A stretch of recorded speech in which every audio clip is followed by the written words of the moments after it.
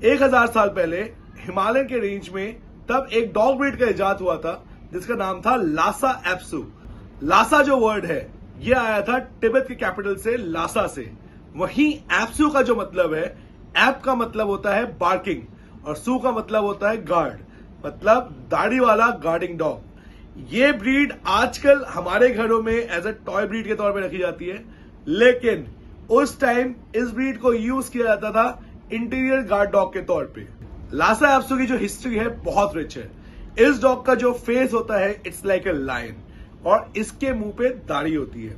इस dog breed को घरों में रखा जाता था ताकि वहां पे कोई भी चोर आए या चूहे आए या कुछ भी आए, उन जगहों में इनको as a protective guard dog रखा जाता था। होते थे ये मीडियम साइज के, ज्यादा बड़े नहीं होते थे, मीडियम टू स्मॉल साइज में आते हैं, लेकिन बहुत इफेक्टिव थे।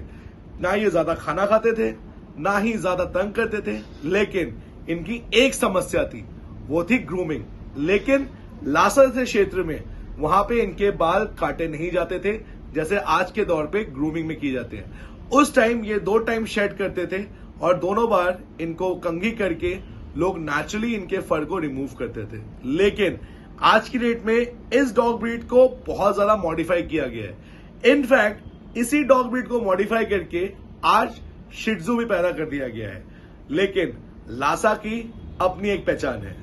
अब मैं आपको बताऊंगा पॉइंटर्स में किस तरह ये डॉग ब्रीड आपके लिए बना है।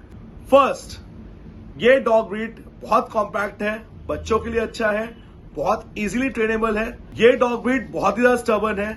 अगर कोई चीज ठान ले तो उस चीज में से इसको हटाना बहुत ही ज्यादा मुश्किल होता है। नेक्स्ट आते हैं इसके ग्रूमिंग पार्ट पे।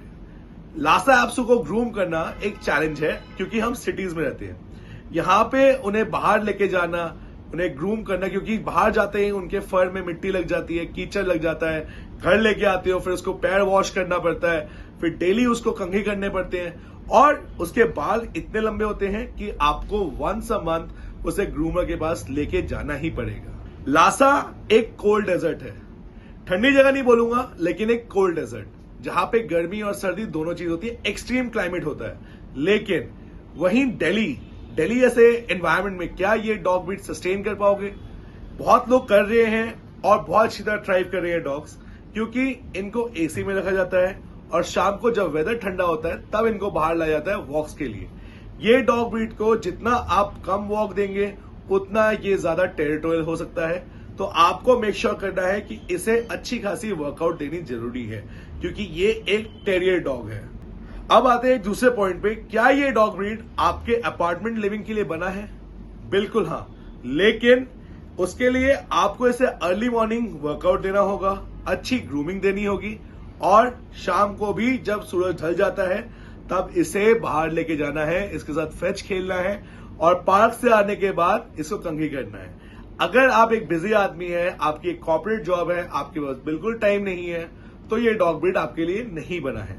लेकिन अगर आप एक इंसान है जिसको एक कंपेनियन चाहिए, जिसके साथ वो खेले कूदे, आपके बच्चों के साथ खेले और अच्छी तरह घर में रहे, तो ये डॉग ब्रीड आपके लिए बना है। ये डॉग ब्रीड ज्यादा जगह नहीं लेता, इसके जो फर होते हैं उसको आपको डेली ग्रूम करना पड़ेगा और इसके साथ आपको कोई काम नहीं है। अगर आप और आपकी वाइफ दोनों वर्किंग है और आप सोचते हैं कि आप एक डॉग ला सकते हैं जस्ट बिकॉज आपका बच्चा उसके साथ खेले, अगर आपका बच्चा लेट्स से 15 साल के ऊपर का है, तब जाके उसे आप डॉग दीजिए, स्पेशली लासा एप्सू। क्योंकि अगर छोटा बच्चा होगा और उसे कान खींचेगा, घर पे कोई नहीं है, तो हो सकता है कि लासा उसको बाइट भी कर दे। लासा एप्सू भी एक इंडियन सब कॉन्टिनेंट का डॉग है, ये हिमालय से पाया जाता था।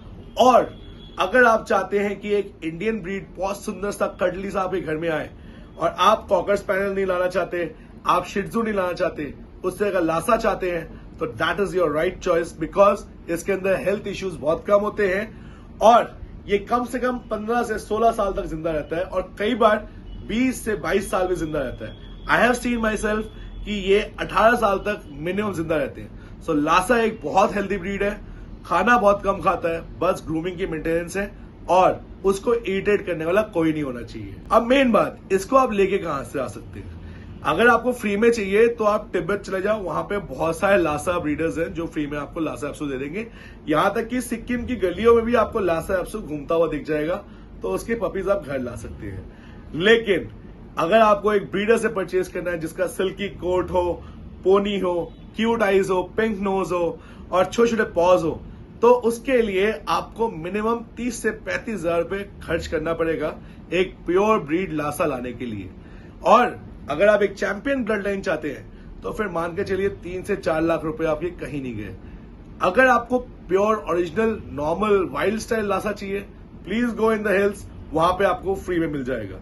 लेकिन वहीं आपको एक शो डॉग चाहिए, then you need to contact the real breeders who are doing proper ethical breeding. अगर आप अपने आसपास के पेट शॉप में जाते हैं तो वहां पे आपको कोई भी लासा मिक्स शिट्जू के साथ करके आपको दे देंगे। वो बोलेंगे कि ये है 5,000 का बच्चा। फिर आप बोलोगे आगे कि मेरा जो लासा है इतना बड़ा क्यों नहीं हो पाया, या फिर इसका फेस छोटा क्यों रह गया, या फिर इसके अंदर हेल्थ इश्यूज क्यों आ रहे हैं। Lhasa is a very healthy breed. Make sure it is pure in form with you. और ऐसे डॉग वीडियोस के लिए हमें फॉलो करें, सब्सक्राइब करिए और हमारे चैनल को जितना शेयर कर सकते हैं उतना करिए।